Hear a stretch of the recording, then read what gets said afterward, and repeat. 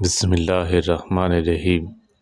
رسول اللہ صلی اللہ علیہ وسلم نے فرمایا، ایک عورت کو عذاب ایک بلی کی وجہ سے ہوا جسے اس نے اتنی دیر تک باندھے رکھا تھا کہ وہ بھوک کی وجہ سے مر گئی، اور وہ عورت اس وجہ سے دوزخ میں داخل ہوئی۔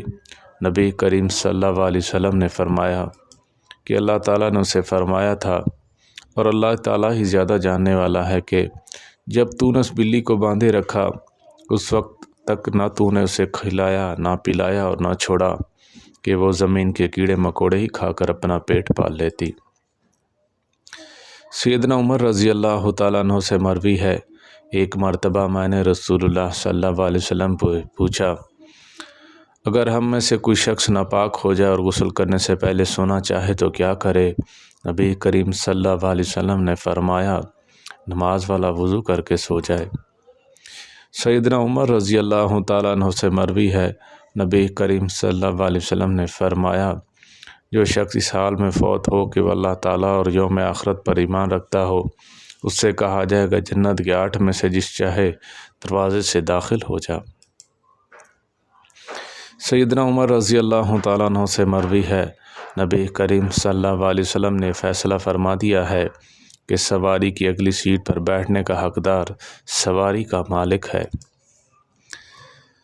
سیدنا عمر رضی اللہ تعالیٰ عنہ سے مروی ہے، نبی کریم صلی اللہ علیہ وسلم کا ارشاد ہے، عیسائیوں نے جس طرح سیدنا عیسیٰ علیہ السلام کو حد سے زیادہ آگے بڑھایا، مجھے اس طرح مت بڑھاؤ، میں تو اللہ کا بندہ ہوں اور پیغمبر ہوں۔